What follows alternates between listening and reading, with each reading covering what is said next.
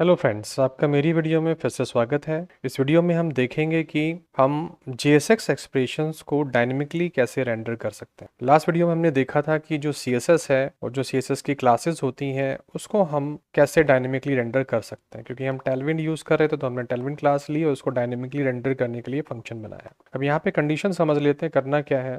ये एप्लीकेशन है जो यहाँ पे जो CSS है वो डायनेमिकली रेंडर हो रही है, जो हमने लास्ट वीडियो में देखा था। जैसे ही मैं यहाँ पे 20 कर दूंगा तो आप देखेंगे कि यहाँ पे जो है कलर वगैरह चेंज हो जाएगा, तो डायनेमिकली क्लास जो है वो चेंज हो रही है। अब मैं चाहता हूँ कि जैसे यहाँ पे ये सब चीज़ चल रहा है ठीक है, लेकिन जैसे ही इसकी वैल्यू 0 हो जाए तो यहाँ पे ZERO लिखा हुआ आना चाहिए, ना कि नंबर। मतलब यहाँ पे जो ये काउंट वैल्यू चल रही है, ये काउंट वैल्यू अगर 0 है तो ZERO लिख के आना चाहिए, ना कि वहाँ पे हमें 0 लिखा होना चाहिए। तो इसके लिए यहाँ पे भी यहाँ से भी कर सकते हैं, बहुत सिंपल सा है। और फंक्शन बना के भी कर सकते हैं, तो मैं यहाँ से बता देता हूँ, आप फंक्शन बना के कर लीजिएगा। तो जैसे ये काउंट है तो मैंने कहा काउंट की वैल्यू अगर 0 से बड़ी है तो हम इसको जो है काउंट कर लेते हैं, और अगर 0 से बड़ी नहीं है तो हमने कहा कि भाई 0 लिख दो। सिंपल सा है। अब यहाँ पर डायनेमिक रेंडरिंग हो जाएगी। काउंट की वैल्यू बड़ी है तो काउंट की वैल्यू आएगी, अदरवाइज 0 लिखा हुआ आ जाएगा। अब ट्राई कर लेते हैं। चलाया तो 20 लिखा हुआ आ रहा है। अब यहाँ पे 0 करते हैं, चेक करते हैं कि भाई कैसे आ रहा है। अब देखो यहाँ पे 0 लिखा हुआ आ रहा है। तो इस तरह से आप कर सकते हैं, बड़े सिंपल है।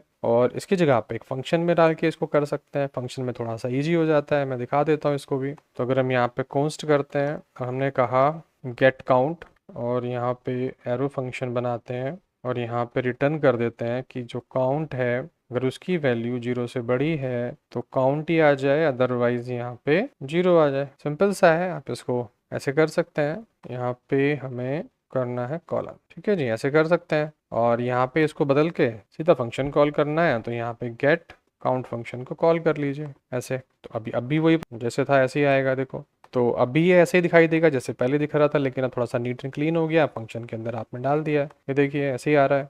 और अब मैं इसकी वैल्यू को अगर बढ़ा देता हूँ, मैंने कहा जी 20 कर देता है, तो आप देखेंगे कि इसकी वैल्यू ऐसे आ जाएगी, 0 हट जाएगा। तो ये डायनेमिकली हमारी JSS एक्सप्रेशन काम कर रही है। ये डायनेमिकली हमारी CSS जो क्लासेस थी डायनेमिकली वो काम कर रही थी। ये देखो इस तरह से थोड़ा सा नीट एंड क्लीन हो जाता है। आपका जो बड़ा प्रोजेक्ट है वो थोड़ा सा मॉड्यूलर फॉर्मेट में कन्वर्ट हो जाता है। डीबगिंग थोड़ी सी हमारी सिंपल हो जाती है। तो इस तरह की अप्रोच आप डाल सकते हैं। ये जो मैं एग्जांपल बता रहा हूँ, मैं काउंटर के ऊपर बता रहा हूँ, लेकिन आप ये एग्जांपल किसी और चीज़ के ऊपर भी लगा सकते हैं। क्लासेस लगाने का तरीका है वो मैं आपको यहाँ पे बता रहा हूँ। तो अगर आपको ये वीडियो अच्छी लगी हो तो वीडियो को लाइक कर लीजिएगा, चैनल को सब्सक्राइब कर लीजिएगा। और वीडियो को देखने के लिए धन्यवाद।